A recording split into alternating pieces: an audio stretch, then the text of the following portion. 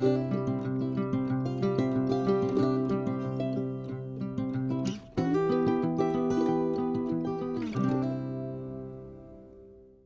guys, ketemu lagi nih dengan gua Darwin dalam channel pribadi gua Opini Darwin. Apa kabar kalian semua? Semoga kalian semua dalam keadaan sehat-sehat semua ya. Dan dalam video kali ini adalah seksi Q&A, question and answer. Gua akan coba jawab pertanyaan dari beberapa teman-teman yang ada. Cuman kali ini gua akan coba jawab pertanyaan yang sebenarnya sudah secara tidak langsung sering kali gua jelaskan. Namun pertanyaan ini masih terus berdatangan ya guys ya. Nah, gue akan coba buat dalam bentuk video supaya kalau mereka yang nanya secara japri, gue kirim link video ini aja supaya menjawab pertanyaan mereka. Oke, disclaimer bahwa gue bukan agen tenaga kerja, agen immigration, ataupun immigration lawyer. Gue hanya salah satu dari ribuan orang Indonesia yang ada di Kanada.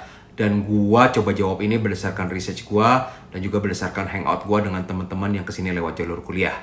Oke, pertanyaannya itu ialah, Ko Darwin atau Bang Darwin atau Pak Darwin, kenapa sih saat ini tuh kalau mau mendapatkan PR ke Kanada harus lewat jalur kuliah? Nggak bisa apply langsung dari Indonesia apa? Nah, pertanyaan ini pasti banyak di antara teman-teman yang sudah bisa menjawabnya kan? Kalau mereka yang sudah merasa tahu, silahkan untuk skip video ini. Tapi jika misalkan pengen nonton juga, gue berterima kasih banyak. Kenapa saat ini itu chance paling besar untuk mendapatkan PR itu lewat jalur kuliah? Yang pertama, di tahun 2015, pemerintah Kanada itu menerbitkan peraturan baru untuk immigration yang namanya Express Entry. Nah, Express Entry itu secara sederhananya itu kita kan nanti ketika apply PR itu di-assess ya berdasarkan umur kita, berdasarkan edukasi kita, berdasarkan pengalaman kerja kita, berdasarkan kemampuan bahasa Inggris kita. Nah, itu nanti setiap dari faktor-faktor itu tuh ada poinnya. Ketika sudah di total poin kita dicemplungin ke dalam suatu pool.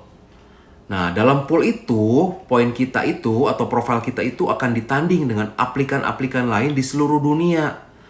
Dan pemerintah Kanada akan mengundi. Oh, misalkan di bulan ini mereka akan mengundi 3.000 orang dengan poin tertinggi. Nah, jadinya poin kita itu ditanding dengan aplikan seluruh dunia lainnya. Nah, ini beda banget dengan tahun 2014 sebelumnya, di mana yang penting asal memenuhi poin tertentu, yang kalau kita bisa membuktikan semuanya itu valid, kita bisa mendapatkan PR. Nah, saat ini bukan berdasarkan itu lagi, tapi berdasarkan seberapa besar poin kita dibandingkan dengan aplikan lain di seluruh dunia. Jadinya persaingannya ketat.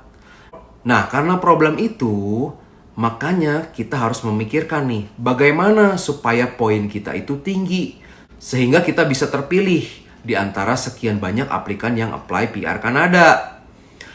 Nah, salah satu faktor yang akan membuat poin kita tinggi itu ialah kuliah lagi di Kanada. Nah, itu adalah salah satu keunggulan kalau kita kuliah ke Kanada. Kita akan mendapatkan poin tambahan di Express Entry profile kita. Itu yang pertama. Lalu yang kedua, gue udah coba jelaskan sering ya mengenai kenapa sih kuliah minimal yang 2 tahun.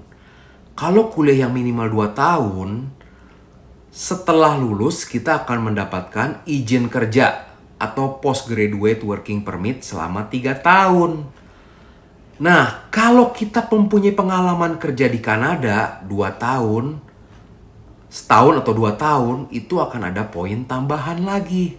Nah, jadi poin kita akan ke-boost dari yang tadi. Yang pertama, kita mempunyai ijazah Kanada. Lalu yang kedua, kita menambah poin lagi karena kita mempunyai Canadian experience. Nah, faktor ketiga, keunggulannya kalau kita sudah di Kanada, kita kalau lagi mencari Province Nominations Program akan lebih mudah. Kenapa?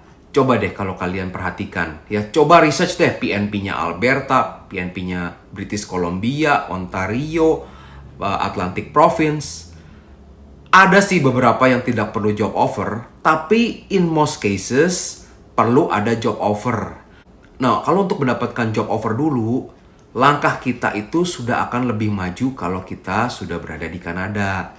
Karena kan nggak semua recruiter, nggak semua company mau hire orang dari luar negeri. Kenapa? Karena ada perizinan khusus yang namanya LMIA. Nah, kan nggak semua company mau ribet tuh ngurus perizinan untuk hire orang dari luar negeri. Nah, makanya itu keunggulan ketiga, kita sudah di Kanada. Nah, jadi kurang lebih seperti itu guys. Kenapa chance-nya itu saat ini untuk lewat kuliah itu lebih tinggi dibandingkan kalau dengan kita di Indonesia. Kalau kita di Indonesia, poin yang untuk ngebusnya itu kita harus cari PNP. Nah, PNP kira-kira PNP mana nih yang tidak ada job offer? Nah, disitulah kalian harus pinter-pinter mencari. Nah, makanya harus rajin research ya. Karena PNP tiap provinsi itu tiap tahun mungkin akan berubah. Nah, siapa tahu tiba-tiba tahun ini ada kelonggaran. Nah, kalian cepet-cepet lah apply PNP itu gitu ya. Jadi semoga penjelasan gue tadi itu bisa menjawab ya pertanyaan ini. Nah, bagaimana menurut kalian? Videonya informatif nggak? Jika kalian merasa ini informatif, bantu share ya ke teman-teman yang lain. Ataupun jika kalian merasa ada yang kurang dari video gua, tolong tambahin di kolom komentar di bawah ini. Oke guys, terima kasih sudah menonton video ini.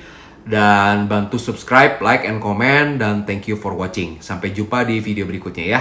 Bye!